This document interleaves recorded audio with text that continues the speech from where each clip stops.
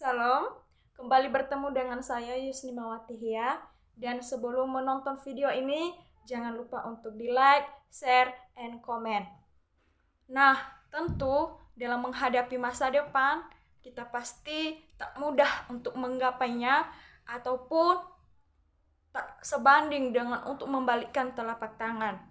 Maka dari itu, kita sebagai generasi penerus ataupun sebagai pemuda Kristen yang saat ini harus memiliki dasar dalam kehidupan kita, yakni yang pertama adanya iman. Kita harus memiliki iman agar kita tak perlu ragu dalam menjalani kehidupan ini. Yang kedua, adanya pengharapan.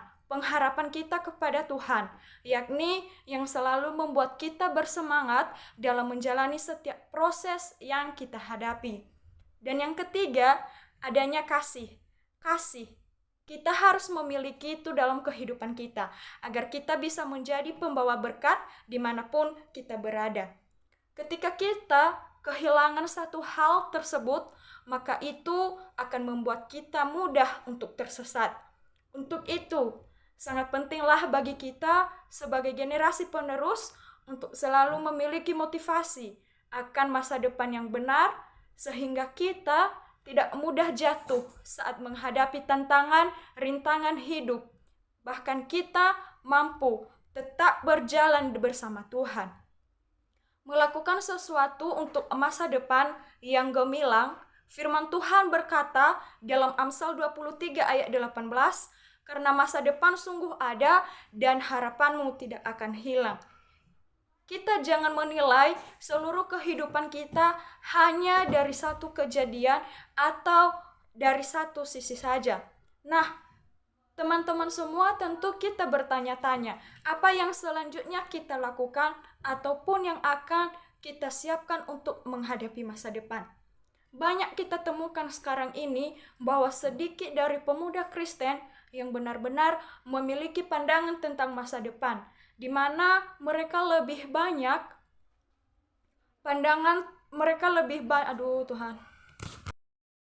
banyak kita temukan bahwa sedikit dari pemuda Kristen saat ini yang benar-benar memiliki pandangan tentang masa depan, di mana lebih banyak pemuda yang tidak punya pikiran dan rencana masa depan sama sekali.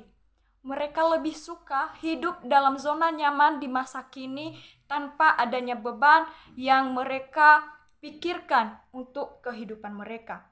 Padahal apa yang kita lakukan hari ini itu akan menjadi penentu untuk masa depan kita.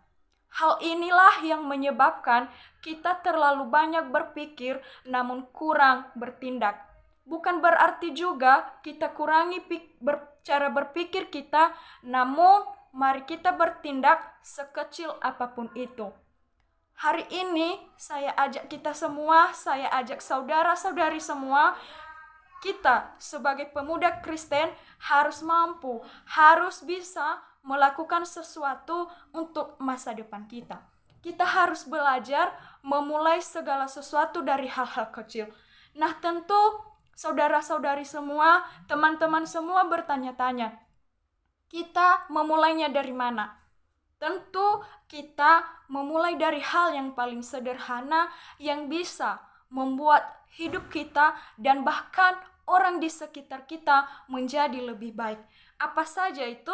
Yakni yang pertama, memiliki keyakinan yang teguh ataupun iman kepada Tuhan.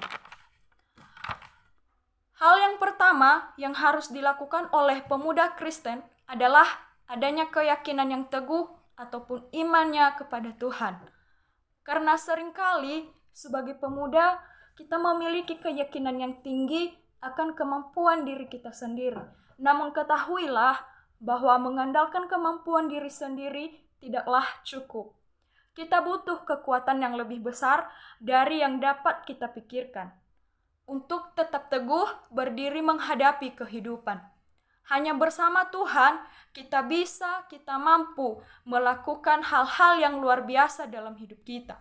Karena itu, mulailah segala sesuatu dengan melibatkan Tuhan dalam segala rencanamu. Tanamkan dalam hati bahwa keyakinan dan pengharapan di dalam Tuhan tidak akan pernah mengecewakan. Kedua, adanya sikap untuk berproses.